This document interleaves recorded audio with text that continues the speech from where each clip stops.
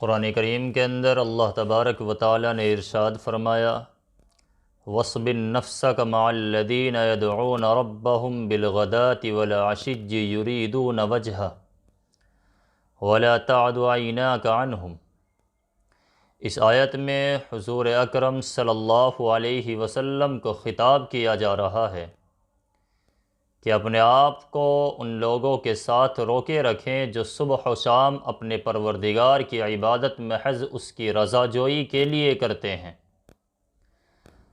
اور کہیں ایسا نہ ہو کہ آپ کی آنکھیں ان سے تجاوز کر کے دنیاوی زندگی کی رونق کی طرف بڑھنے لگے۔ یعنی آپ کہیں یہ نہ سوچیں کہ یہ تو غریب ہیں، فقیر ہیں اور معمولی قسم کے لوگ ہیں اور معمولی حیثیت کے آدمی ہیں، ان کی طرف دیکھنے کی کیا ضرورت ہے، اور آپ مالداروں کی طرف دیکھنا شروع کر دیں۔ حضرت صلی اللہ علیہ وسلم کے ساتھ اللہ تعالیٰ کا جو رابطہ اور تعلق ہے، کون مسلمان اس سے ناواقف ہوگا؟ اللہ تعالیٰ کو ساری کائنات میں سب سے زیادہ محبوب حضور اقدس صلی اللہ علیہ وسلم ہیں۔ آپ صلی اللہ علیہ وسلم سے زیادہ محبوب اس کائنات میں کوئی ہو نہیں سکتا۔ ایسے محبوب ہیں کہ سارا قرآن کریم آپ کی وصف و ثنا میں، آپ صلی اللہ علیہ وسلم کی تعریف میں، آپ صلی اللہ علیہ وسلم کے اوصاف کے بیان میں بھرا ہوا ہے۔ فرمایا، اِنَّا أَرْسَلْنَاكَ شَاهِدًا وَمُبَشِّرًا وَنَذِيرًا وَدَاعِيًا إِلَى اللَّهِ بِإِذْنِهِ وَسِرَاجًا مُنِيرًا۔ جب اللہ تعالیٰ اپنے محبوب کی تعریف کرنے پر آتے ہیں تو الفاظ کا ڈھیر لگا دیتے ہیں، لیکن سارے قرآن کریم میں 2 یا 3 جگہیں ایسی ہیں جہاں اللہ تعالیٰ نے حضور اقدس صلی اللہ علیہ وسلم کو تھوڑا سا محبوبانہ عتاب کرتے ہوئے فرمایا کہ آپ کا یہ عمل ہمیں پسند نہیں آیا۔ ان میں سے ایک سورہ عبس ہے، جس کا واقعہ یہ ہوا کہ حضرت صلی اللہ علیہ وسلم کے پاس مشرکین کے کچھ سردار آئے ہوئے تھے۔ آپ نے یہ محسوس کیا کہ چونکہ یہ با اثر اور سردار لوگ ہیں، اگر ان کی اصلاح ہو جائے تو ان کے ذریعے پوری قوم کی اصلاح کا راستہ کھل سکتا ہے۔ اس لیے آپ کے دل میں ان کو تبلیغ کرنے اور دعوت اسلام دینے کی زیادہ اہمیت پیدا ہو گئی، اس لیے آپ ان کی طرف زیادہ متوجہ ہو گئے۔ اسی دوران حضرت عبداللہ ابن ام مکتوم رضی اللہ تعالی عنہ، جو نابینا صحابی تھے، جنہیں حضور اکرم صلی اللہ علیہ وسلم نے مسجد نبوی میں مؤذن بھی مقرر فرمایا تھا، وہ حضور کی خدمت میں آ گئے اور حضور سے کوئی مسئلہ پوچھنے لگے۔ حضرت صلی اللہ علیہ وسلم نے محسوس کیا کہ یہ تو اپنے ہی آدمی ہیں، روزانہ ملاقات ہوتی ہے، اگر ان کو اس وقت مسئلہ نہ بتایا تو بعد میں بتا دیں گے۔ اس لیے آپ صلی اللہ علیہ وسلم نے ان سے فرمایا کہ تم ذرا سا ٹھہر جاؤ، اور مشرکین کے جو سردار تھے ان کے ساتھ گفتگو میں مشغول رہے تاکہ ان کو اسلام کی توفیق ہو جائے، اس لیے کہ اگر یہ مسلمان ہو جائیں گے تو پوری قوم کے مسلمان ہونے کا راستہ کھل جائے گا۔ بس اتنا ہی واقعہ پیش آیا، لیکن اللہ تعالیٰ نے اس پر بھی تنبیہ فرمائی اور یہ آیت نازل فرمائی، عبس وتولی ان جاءہ الاعمی۔ ان آیات میں حضور اقدس صلی اللہ علیہ وسلم کو غائب کے صیغے سے خطاب فرمایا۔ انہوں نے تیوری چڑھائی اور منہ موڑا، اس لیے کہ ان کے پاس ایک نابینا شخص آ گیا، گویا کہ یہ عمل اللہ تعالیٰ کو پسند نہیں آیا۔ وَمَا يُدْرِيكَ لَعَلَّهُ يَزَّكَّىٰ أَوْ يَذَّكَّرُ فَتَنْفَعَهُ الذِّكْرَىٰ۔ تمہیں کیا پتا، شاید وہ نابینا شخص سنور جاتا اور نصیحت حاصل کر لیتا تو آپ کی نصیحت اس کو فائدہ پہنچا دیتی۔ اما من استغنی فانت لہ تصدی۔ جو شخص بے پرواہی کرتا ہے اور طلب لے کر آپ کے پاس نہیں آئے بلکہ دین حق کی طرف سے استغنا کا اظہار کرتے ہیں، آپ ان کی فکر میں پڑتے ہیں۔ وما علیک الا یزکا، حالانکہ یاد رکھو اگر وہ ٹھیک نہ ہو تو آپ پر کوئی وبال نہیں، یعنی جب ان کے اندر خود طلب نہیں بلکہ ان کے اندر استغنا ہے تو پھر آپ پر کوئی گرفت نہیں اور آپ سے کوئی مواخذہ نہیں ہوگا۔ وَأَمَّا مَنْ جَاءَكَ يَسْعَى وَهُوَ يَخْشَى فَأَنْتَ عَنْهُ تَلَهَّى، اور جو شخص دوڑ کر آپ کے پاس آیا ہے اور دل میں اللہ کا خوف لیے ہوئے ہے تو آپ اس سے اعراض کرتے ہیں۔ یہ حضور اکرم صلی اللہ علیہ وسلم کو ایک محبوبانہ عطاف فرمایا گیا۔ ظاہر ہے کہ حضور اقدس صلی اللہ علیہ وسلم کا ہرگز یہ منشا نہیں تھا کہ یہ کمزور آدمی ہے اور وہ طاقتور ہے، لہٰذا ان سے اعراض کریں اور طاقتور کی طرف متوجہ ہو جائیں، بلکہ آپ کے ذہن میں یہ مصلحت تھی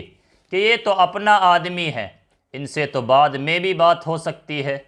اور یہ لوگ پتہ نہیں پھر دوبارہ آئیں یا نہ آئیں، لہٰذا ان کو حق کا کلمہ پہنچا دیا جائے۔ لیکن اللہ تعالیٰ نے اس کو بھی گوارا نہیں فرمایا اور فرمایا کہ یہ شخص جو طلب لے کر آیا ہے وہ اس شخص پر مقدم ہے جو بغیر طلب کے بیٹھا ہے اور استغنا کا اظہار کرتا ہے، اس کی طرف زیادہ متوجہ ہونے کی ضرورت نہیں، جو طلب لے کر آیا ہے اس کی طرف توجہ کریں۔ ان آیات میں اگرچہ حضور اکرم صلی اللہ علیہ وسلم کو خطاب ہے، لیکن آپ کے واسطے سے پوری امت کو یہ تاکید فرمائی گئی کہ بظاہر معمولی حیثیت کے آدمی کو حقیقت میں معمولی مت سمجھو، کیا پتہ اللہ تبارک و تعالیٰ کے یہاں اس کا کیا درجہ ہے، لہٰذا اس کے ساتھ عزت و اکرام سے پیش آؤ۔ حضور اقدس صلی اللہ علیہ وسلم نے صحابہ کرام سے خطاب کرتے ہوئے فرمایا، کیا میں تمہیں نہ بتاؤں کہ جنتی کون ہیں؟ پھر فرمایا کہ ہر وہ شخص جو کمزور ہے اور لوگ بھی اس کو کمزور سمجھتے ہیں، یا تو جسمانی اعتبار سے کمزور ہو یا مالی اعتبار سے کمزور ہو یا حیثیت اور رتبے کے اعتبار سے کمزور ہو، یعنی دنیا والے اس کو کم حیثیت اور کم رتبے والا سمجھتے ہیں، لیکن وہ کمزور شخص اللہ کے یہاں اتنا محبوب ہے کہ اگر وہ اللہ کے اوپر کوئی قسم کھا لے تو اللہ تعالیٰ اس کی قسم کو پورا کر دیتے ہیں۔ یعنی اگر وہ شخص یہ قسم کھا لے کہ فلاں کام اس طرح ہوگا تو اللہ تعالیٰ وہ کام اسی طرح فرما دیتے ہیں، اس لیے کہ وہ اللہ تعالیٰ کا محبوب ہے اور اللہ تعالیٰ اس کی محبت اور قدر کی بنا پر ایسا کر دیتے ہیں۔ حدیث شریف میں ہے کہ ایک مرتبہ دو عورتوں میں جھگڑا ہو گیا اور جھگڑے میں ایک عورت نے دوسری عورت کا دانت توڑ دیا، اور اسلامی قانون یہ ہے کہ دانت کے بدلے دانت۔ جب یہ سزا سنائی گئی تو وہ عورت قصاص میں جس کا دانت توڑنے کا فیصلہ ہوا تھا، اس کے سرپرست نے کھڑے ہو کر حضور اقدس صلی اللہ علیہ وسلم کے سامنے یہ کہہ دیا، یا رسول اللہ، میں قسم کھاتا ہوں کہ اس کا دانت نہیں ٹوٹے گا۔ اس کا مقصد معاذ اللہ حضور اکرم صلی اللہ علیہ وسلم کے فیصلے پر اعتراض کرنا نہیں تھا اور نہ عناد تھا،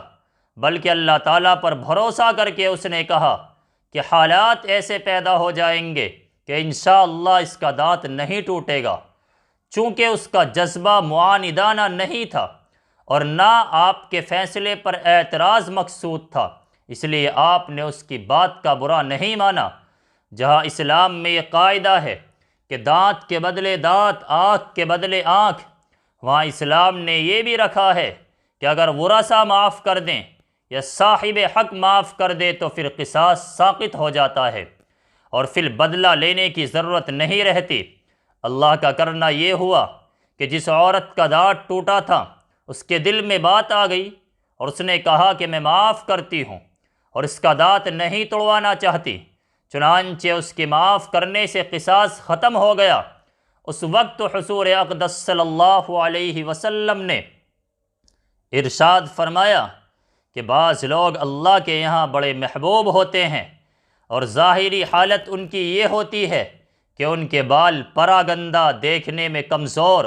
اور اگر لوگوں کے دروازے پر جائیں تو لوگ دھکا دے کر نکال دیں، لیکن اللہ تعالیٰ کے یہاں ان کی ایسی عزت ہوتی ہے کہ اللہ پر اگر کوئی قسم کھا لیں تو اللہ تعالیٰ ان کی قسم کو پورا کر دے۔ اور یہ بھی ایسا شخص ہے کہ اس نے قسم کھائی تھی کہ اس کا دانت نہیں توڑا جائے گا، تو اللہ تعالیٰ نے اس کی قسم پوری کر دی اور وارثوں نے خود ہی معاف کر دیا۔ اس حدیث شریف میں حضور صلی اللہ علیہ وسلم اسی طرف اشارہ فرماتے ہیں کہ ایسا شخص جو دیکھنے میں کمزور ہے اور لوگ اسے کمزور سمجھتے ہیں، لیکن اپنے تقوی کے لحاظ سے، اللہ تعالیٰ کے ساتھ تعلق کے لحاظ سے، اللہ تعالیٰ کی بندگی کے لحاظ سے وہ اللہ تعالیٰ کو ایسا محبوب ہے کہ اگر وہ اللہ تعالیٰ پر قسم کھا لے تو اللہ تعالیٰ اس کی قسم کو پورا کر دیتے ہیں۔ ایسے لوگ جنت والے ہیں۔ اس کے بعد آپ صلی اللہ علیہ وسلم نے فرمایا، کیا میں تم کو اہل جہنم کے بارے میں نہ بتلاؤں کہ اہل جہنم کون لوگ ہیں؟ پھر آپ نے فرمایا، ہر وہ شخص جو سخت مزاج ہو،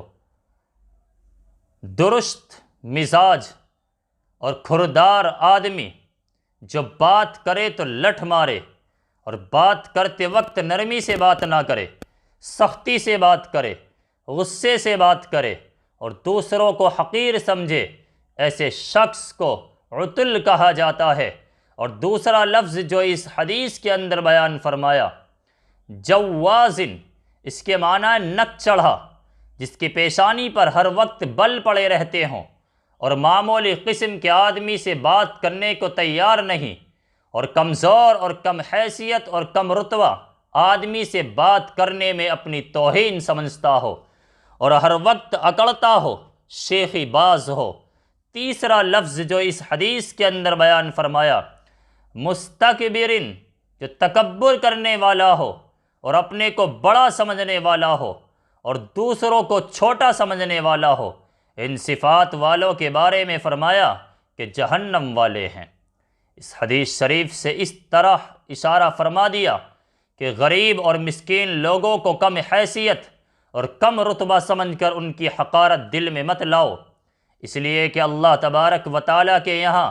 ان کی بڑی فضیلت ہے۔ حضور اقدس صلی اللہ علیہ وسلم کے ساتھ ایمان لانے والے صحابہ کرام میں ہر طرح کے لوگ تھے، بلکہ زیادہ تعداد ایسے حضرات کی تھی جو مالی اعتبار سے بڑی حیثیت نہیں رکھتے تھے، اور حضور اقدس صلی اللہ علیہ وسلم کی مجلس میں سب مل کر بیٹھا کرتے تھے۔ ایک طرف حضرت عبد الرحمن بن عوف، عثمان غنی بیٹھے ہیں جو بڑے صاحب ثروت اور دولت مند تھے، اور دوسری طرف حضرت بلال حبشی، سلمان فارسی، صہیب رومی بھی بیٹھے ہیں جو کبھی دو تین وقت کے فاقے سے ہوتے تھے۔ چنانچہ ایک دن کفار مکہ نے حضور اقدس صلی اللہ علیہ وسلم سے کہا کہ ہم آپ کے پاس آنے کو تیار ہیں اور آپ کی بات سننے کو تیار ہیں، لیکن مشکل یہ ہے کہ آپ کے پاس ہر وقت معمولی قسم کے فاقہ مست لوگ بیٹھے رہتے ہیں، اور ان کے ساتھ بیٹھنا ہماری شان کے خلاف ہے، اس سے ہماری شان میں فرق آتا ہے، اس لیے آپ ان کی مجلس الگ کر دیں اور ہمارے لیے علیحدہ مجلس منعقد کریں۔ اس وقت ہم آپ کے پاس آ کر آپ کی بات سننے کے لیے تیار ہیں۔ بظاہر اس میں کوئی خرابی نہیں تھی کہ ان کے لیے علیحدہ وقت مقرر کر دیا جاتا تاکہ اس وقت میں آ کر آپ کی باتیں سن لیتے، اور ہو سکتا ہے کہ دین کی باتیں سن کر ان کی اصلاح ہو جائے۔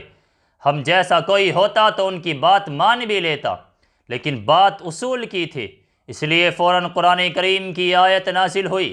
وَلَا تَطْرُدِ الَّذِينَ يَدْعُونَ رَبَّهُمْ بِالْغَدَاةِ وَالْعَشِيِّ يُرِيدُونَ وَجْهَهُ، اور ان لوگوں کو مت دور کیجیے جو اپنے پروردگار کو صبح و شام اس کی رضا کا قصد کرتے ہوئے پکارتے ہیں۔ چنانچہ اپنے اعلان فرمایا کہ حق کی طلب لے کر آنا چاہتے ہو تو ان لوگوں کے ساتھ بیٹھنا ہوگا، اور اگر نہیں بیٹھنا چاہتے تو اللہ تعالیٰ تم سے بے نیاز ہے اور اللہ کا رسول تم سے بے نیاز ہے، لیکن تمہارے لیے الگ مجلس منعقد نہیں کی جائے گی۔ دوسرے انبیاء علیہم السلام کے ساتھ یہی معاملہ پیش آیا کہ اس وقت کے کفار نے بھی ان سے یہی کہا۔ ہم دیکھتے ہیں کہ آپ کی اتباع انہی لوگوں نے کی ہے جو ہم میں بالکل رذیل قسم کے لوگ ہیں، وہ بھی محض سرسری رائے سے۔ مطلب یہ کہ ہم آپ کے پیچھے کس طرح آ سکتے ہیں، اس لیے کہ ہم تو بڑے عقل مند اور بڑی شان والے لوگ ہیں۔ اللہ تعالیٰ نے فرمایا کہ یہ لوگ جن کو تم رذیل کہہ رہے ہو، کمزور، غریب اور فقیر سمجھ رہے ہو، اللہ تبارک و تعالیٰ کے یہاں یہ لوگ بڑے رتبے والے ہیں، لہٰذا ان کو حقارت کی نگاہ سے مت دیکھو۔ یہاں اصول کا معاملہ ہے، یہ نہیں ہو سکتا کہ تمہاری عمارت اور تمہاری سرداری اور دولت مندی کے بل بوتے پر تمہیں فوقیت دے دی جائے، اور یہ وہ اصول ہے جس پر اللہ اور اس کے رسول نے کبھی مصالحت نہیں کی، اور وہ ہمارے بندے دیکھنے میں چاہے کتنے کمزور ہوں اور کتنے برے لگتے ہوں، لیکن اللہ تعالیٰ کے نزدیک ان کا مقام بہت اونچا ہے۔